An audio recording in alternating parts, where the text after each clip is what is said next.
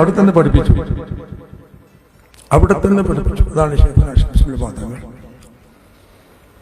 അപ്പൊ ഞാൻ പറയുന്നത്, അങ്ങനെയുള്ള ആലിമീങ്ങൾ തെരഞ്ഞെടുത്ത രണ്ട് മഹാരഥന്മാരാണ് ബാഫക്കിത്തങ്ങളും പൂക്കോയത്തങ്ങളും. അപ്പോ കുറെ കാലം കഴിഞ്ഞ് നമ്മളെ എല്ലാ മുന്നേറ്റവും കഴിഞ്ഞു.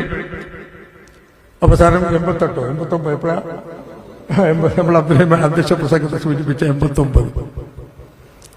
ആ 89 നമ്മളെ 5-6 ആളുകളെ പുറത്താക്കി. അതിലൊന്ന് ബഹുമാനപ്പെട്ട കാന്തപുരം എ പി അബൂബക്കർ മുസ്ലിയാരാണ്. നിർഭാഗ്യമാണ് അയാൾ പുറത്താക്കി. അല്ലെങ്കിൽ ഇപ്പോ സമസ്തന്റെ 100ാം വാർഷികം പ്രഖ്യാപിക്കേണ്ടത് അയാളായിരിക്കും. അത്ര സീനിയോറിറ്റിയുള്ള, അത്ര കഴിവുള്ള ആളാണ്. അത്ര സീനിയോറിറ്റി സമസ്തയിൽ പാരമ്പര്യം, അത്രമാത്രം കഴിവുണ്ട്. ഇന്ന് സമസ്തയെ ഒന്നിച്ചു നയിക്കാൻ മാത്രം കഴിവുള്ള ആളാണ്. കഴിയെങ്കിൽ അയാൾ ഇതിനെ യോജിപ്പിക്കാൻ വേണ്ടത് ഈ സമയത്ത്. ശൈഖുനാ ശംസുല്ലമ ആഗ്രഹിച്ചിരുന്നല്ലോ യോജിപ്പിക്കും.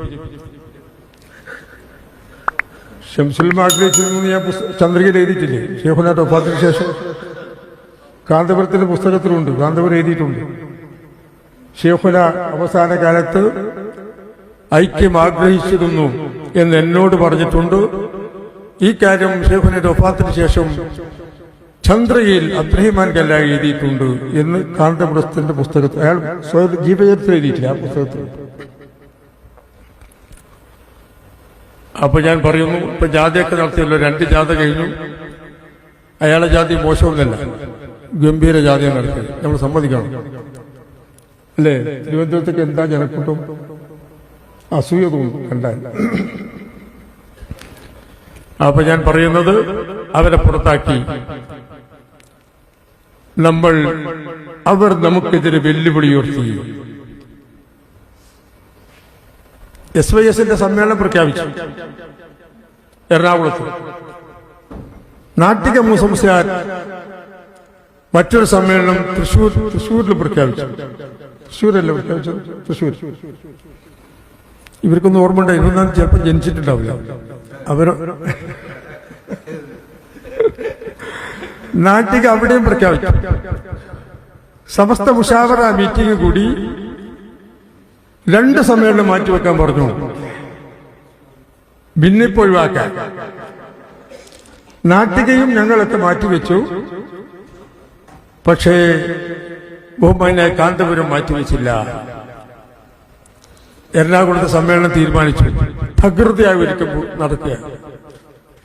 ഇവിടുന്നൊക്കെ എത്ര വാഹനമാണ് അങ്ങോട്ട് ബുക്ക് ചെയ്തത് നമ്മുടെ ഉമറാക്കൾ എറണാകുളത്തേക്ക്? ഒരുപാട് വാഹനങ്ങൾ. കണ്ണൂർ ജില്ലയിൽ നിന്ന്, അന്ന് കാസർഗോഡ് ജില്ലയില്ല, അന്ന് കണ്ണൂർ ജില്ലയിൽ പെട്ടതാ കാസർഗോഡ്. എന്തുണ്ടാ? 84 ഉണ്ടല്ലേ? അപ്പൊ കണ്ണൂരിൽ നിന്ന് കാസർഗോഡ് നിന്നൊക്കെ ഒരുപാട് വാഹനങ്ങൾ കോഴിക്കോട് നിന്നും മലപ്പുറത്തൊക്കെ.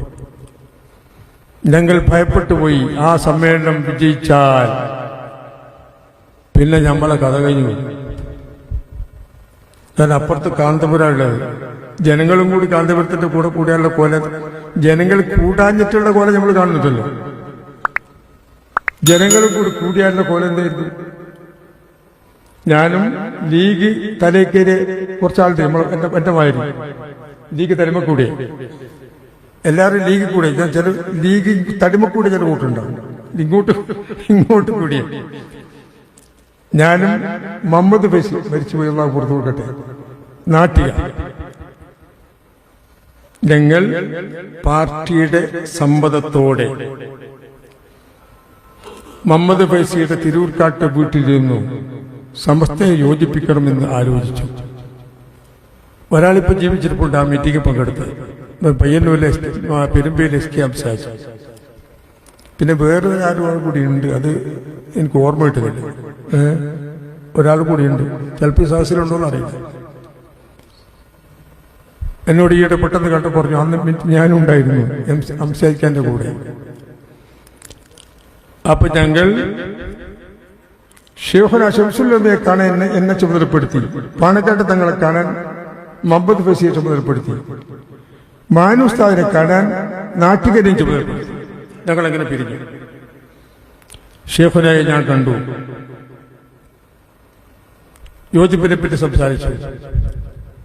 അപ്പൊ എന്നോട് പറഞ്ഞൊരു വാക്കുണ്ട്, എല്ലാം കേട്ടതിന് ശേഷം, ഓക്കെ ഞാൻ സമ്മതിക്കുന്നു, പക്ഷെ എനിക്കിതിനൊക്കെ വയ്യ, ക്ഷീണിതനാണ്, നീ പാണക്കാട്ടേക്ക് പോയിക്കോളൂ.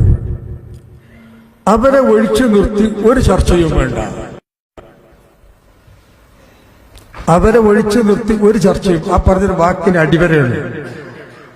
എത്ര വർഷം മുമ്പാണ് ഇത് പറയുന്നത്? 10-35 വർഷം മുമ്പ്. പാണക്കാട്ട് സാദാത്തുകളെ ഒഴിച്ചു നിർത്തി ഒരു ചർച്ചയും വേണ്ട, അവർ തീരുമാനിക്കട്ടെ.